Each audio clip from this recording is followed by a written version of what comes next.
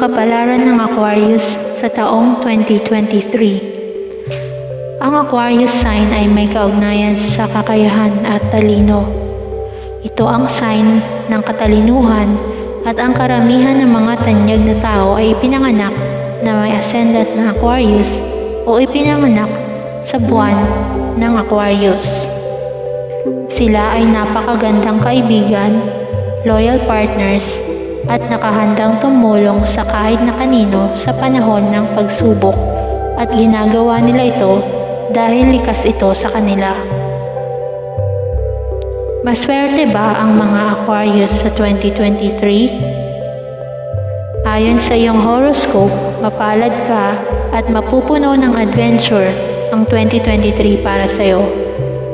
Magiging focus ng buhay mo ang pagta-travel at kinakailangan mong ihanda ang iyong sarili sa mga hindi inaasahang pagta-travel.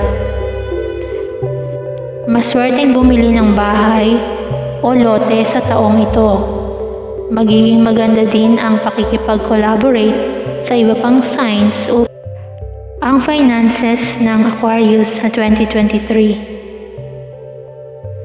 Hihikayatin ka ng panahon na mas lalo magsumikap hanggang sa taon ng 2026 dahil sa pagbaba at pagtaas ng iyong kita. Makabubuting subaybayan ang mga paggasta lalo na sa buwan ng May. Ang love life ng mga Aquarius sa 2023. Kasiyahan at satisfaction ang makakamit mo sa 2023. Pinaka-best month ang August at September para sa mga couple. Para sa mga single, magiging emotional ka sa panahon na ito. May mga bagong tao na makikilala at madaragdagan ang iyong mga kaibigan. Magtaguyod ng matatag na pundasyon para sa iyong hinaharap.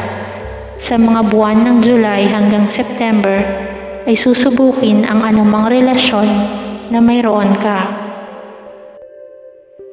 Ang career ng Aquarius sa 2023. Maging maingat sa pakikitungo sa iyong boss sa mga buwan ng October at November dahil may mga di pagkakaunawaan na maaaring mangyari. Ang iba sa inyo ay malamang na maging self-employed at karamihan sa inyo ay magbabago ang pinapasukang trabaho sa taong ito. Ang kalusugan ng mga Aquarius sa 2023. Kung may anumang nararamdaman, mas mabuti na magpatingin sa doktor sa panahon na ito. Makakabuti sa iyo ang diet na walang fats at mayaman sa proteins.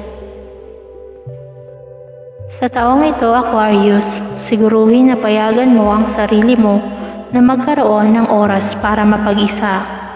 Maaari mong subukan na magsulat ng isang libro bilang bagong hobby. Sa kabilang banda, umiwas sa mga manipulative na tao, lalo na kung mga kaibigan mo.